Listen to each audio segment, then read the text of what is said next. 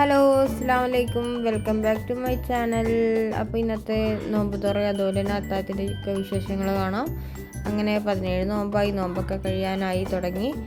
അപ്പോൾ ഇന്നത്തെ വിശേഷം കാണാം നമുക്ക്.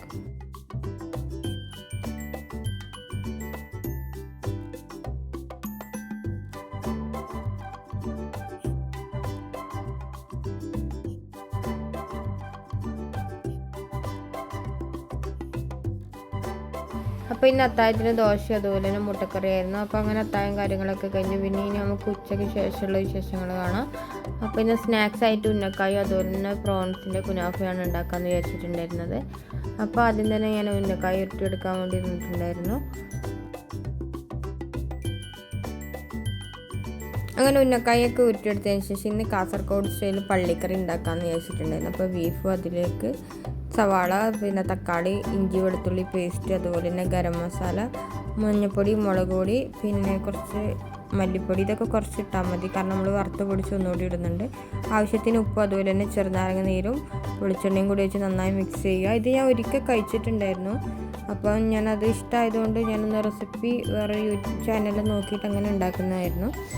അപ്പോൾ അതിന് ശേഷം മല്ലി, അതുപോലെ തന്നെ കാശ്മീരി മുളകും വലിയ ജീരകം ഒന്ന് വറുത്ത് പൊടിച്ചെടുക്കുക. അതിന് ശേഷം തേങ്ങ ഒന്ന് വറുത്തെടുക്കുന്നുണ്ട്.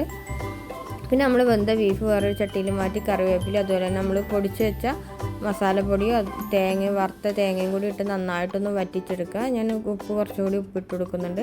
അപ്പോൾ അതിൻ്റെ കറക്റ്റ് റെസിപ്പി തന്നെയാണോ എന്ന് എനിക്കറിയില്ല. അറിയുന്നുണ്ടെങ്കിൽ ഒന്ന് കമൻറ്റ് ചെയ്യുക.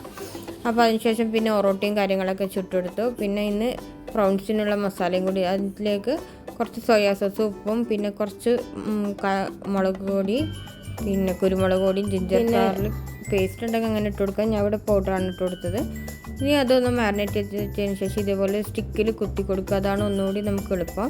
അല്ലാതെയും ചെയ്യാം. എന്നിട്ട് ഇതേപോലെ കുനാഫൻ്റെ ഡോയിൽ ഇതേപോലെ ഒന്ന് നമുക്ക് റോൾ ചെയ്തെടുക്കുക. അതിന് ശേഷം ഫ്രൈ ചെയ്ത് എടുക്കുക. അപ്പോൾ അങ്ങനെ അതും കൂടി റെഡിയാക്കി എടുത്തിട്ടുണ്ടായിരുന്നു. അതിന് ശേഷം പിന്നെ ഉന്നക്കായും കൂടി പൊരിച്ചെടുത്തു. ഇത് ജ്യൂസായിട്ട് കണ്ണൂർ കോക്ടെയിലാണ്. അപ്പോൾ വേവിച്ച് വെച്ച ക്യാരറ്റും പിന്നെ പപ്പായ നല്ല പഴുത്തും പിന്നെ കാഷ്യൂ, അതുപോലെ തന്നെ പഞ്ചസാരയും പിന്നെ മിൽക്ക് മേഡ്, ആവശ്യത്തിന് ഐസ് ക്യൂബ് പാൽക്കട്ട ഉണ്ടെങ്കിൽ അങ്ങനെ മതി. എന്തെങ്കിലും കട്ടപ്പാലില്ലാത്തതുകൊണ്ട് ഞാൻ ഐസ് ക്യൂബ് ഇട്ട് കൊടുക്കുകയാണ്. അപ്പോൾ പാൽ ഒഴിച്ച് നന്നായി അടിച്ചെടുത്തതിന് ശേഷം വാനില ഐസ്ക്രീമും കൂടി ഒന്നുകൂടി അടിച്ചതിന് ശേഷം അതിലേക്ക് പോമഗ്രാനൈറ്റും അതുപോലെ തന്നെ നട്ട്സും ഇട്ട് കൊടുക്കുക. അങ്ങനെ ജ്യൂസും കാര്യങ്ങളൊക്കെ സെറ്റായിട്ടുണ്ട്. അപ്പോൾ നോമ്പ് തുറക്കേണ്ട സമയമായി, നോമ്പൊക്കെ തുറന്നു. അപ്പോൾ അതിനുശേഷം പിന്നെ നിസ്കാരം കാര്യങ്ങളൊക്കെ കഴിഞ്ഞ് ഫുഡ് കഴിച്ചു. അപ്പോൾ ഇത്രയേ ഉള്ളൂ ഇന്നത്തെ വിശേഷം. വീഡിയോ ഇഷ്ടമെങ്കിൽ ലൈക്ക് ചെയ്യുക, ഷെയർ ചെയ്യുക, സബ്സ്ക്രൈബ് ചെയ്യുക. താങ്ക്